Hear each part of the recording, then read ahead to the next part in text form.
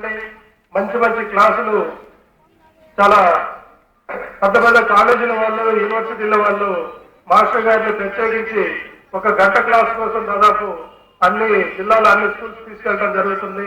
అలాంటి మాస్టర్ గారు మా రొటేరియాలో మా పాస్ట్ ప్రెసిడెంట్ అయ్యే ఉండి కూడా మాకు ఇలాంటి కార్యక్రమాల్ని ఉచితంగా పిల్లల్లో ఉన్నటువంటి విజ్ఞానాన్ని వెలికి తీసే కార్యక్రమాల్ని చేస్తున్నందువరకు వారికి ధన్యవాదాలు తెలియజేస్తూ ఈ కార్యక్రమాన్ని మాస్టర్ గారిని డైరెక్ట్ గా ప్రోగ్రామ్ చేయవలసిందిగా కోరుతూ డాక్టర్ పివి సుబ్బారావు గారిని ప్రసంగించవలసిందిగా కోరుతాం.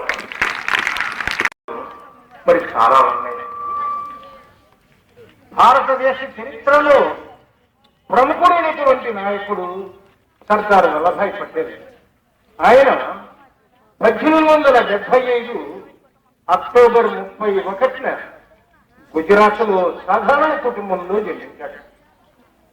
ఆయన తండ్రి ఆయన స్వాతంత్ర్య స్ఫూర్తి కలిగినటువంటి వాడు జరీభాయ్ పటేల్, తల్లి లోత్భాయ్.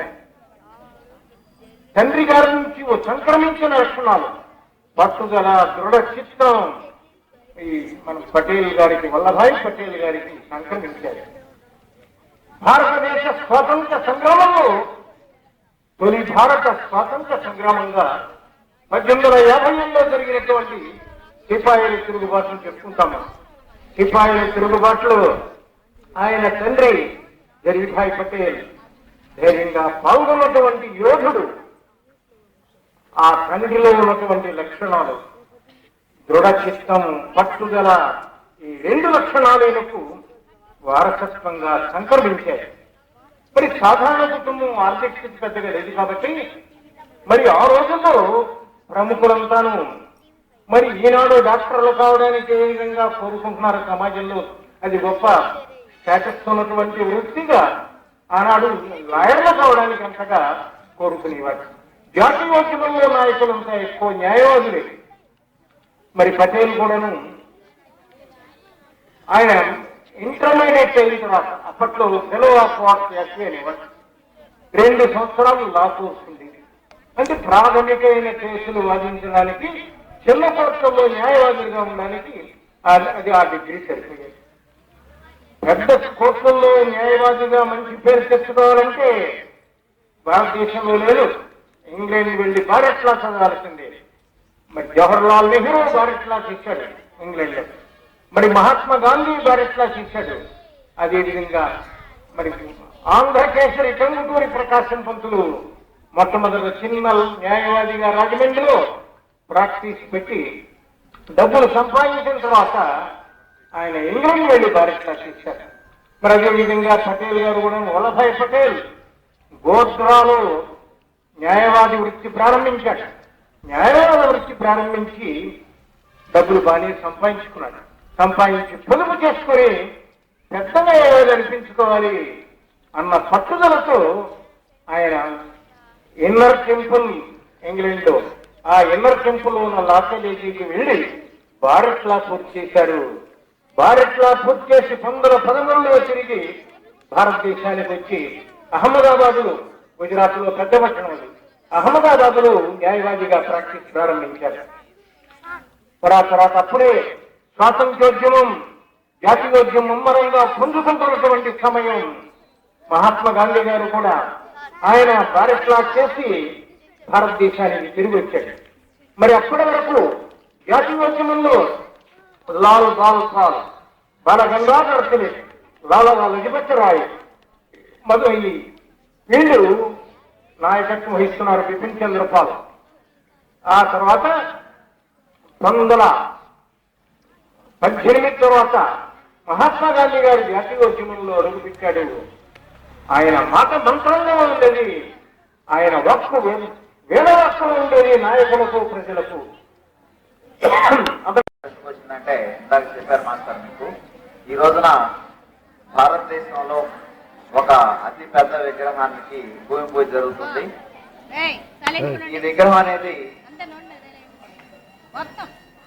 ప్రపంచం మొత్తంలో కూడా ఇప్పటి వరకు ఉన్న స్టాట్యూస్ లో అమెరికాలో ఉన్నటువంటి లిబర్టీ స్టాట్యూ చాలా హైటెక్ ఉన్నటువంటి స్టాట్యూ, 151 అడుగులు ఉన్నటువంటి స్టాట్యూ అది. దానికి 4 అంతలు ఎత్తుగా భారతదేశంలో ఈ స్టాట్యూ నిర్మించడం అనేది దాని చేత కానీ ఇంకో రకంగా కానీ ఈ రోజున సర్దార్ వల్లభాయ్ పటేల్ యొక్క బర్త్డే అనేది మనం జరుపుకుంటున్నాం.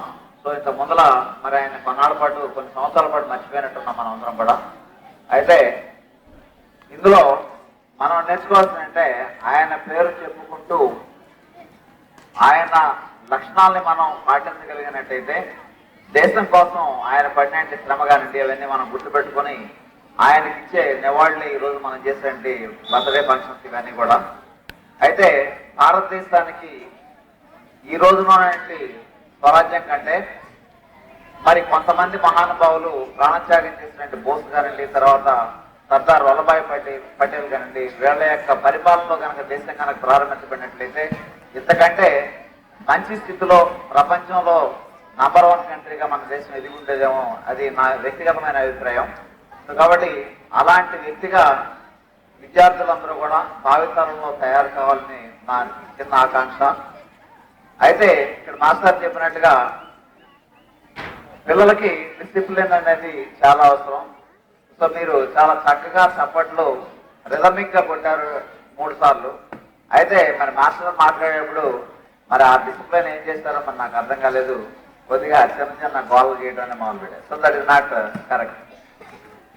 కాబట్టి మనం డాక్టర్స్ అవ్వాలన్నా లేకపోతే లాయర్స్ అవ్వాలన్నా మరి ఇంకోటి కావాలన్నా కూడా మన క్వాలిటీ మన క్యారెక్టర్ని బట్టి వస్తుంది.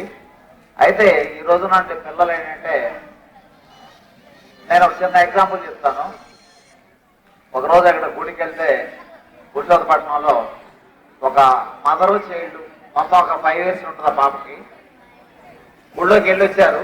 వచ్చిన తర్వాత నేను లోపలికి వెళ్తున్నాను. వాళ్ళ మదరు అమ్మాయిని అడుగుతుంది, దేవుడికి ఏం దండం పెడుతున్నావు? నాకు బాగా డబ్బు రావాలా, మంచి ఉద్యోగం రావాలా, ఏదో 5 ఏళ్ళ కలుపు వస్తుందా?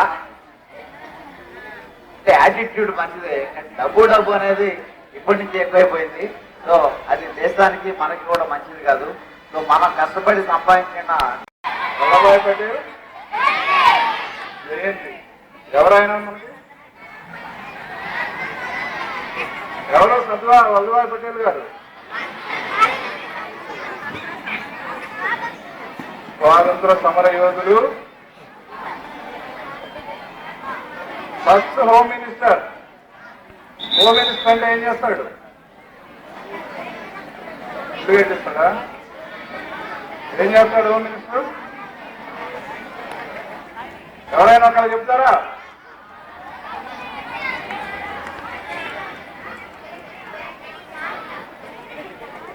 ఎవరైనా ధైర్యం ఉన్నవాళ్ళు అక్కడ లేవాలి.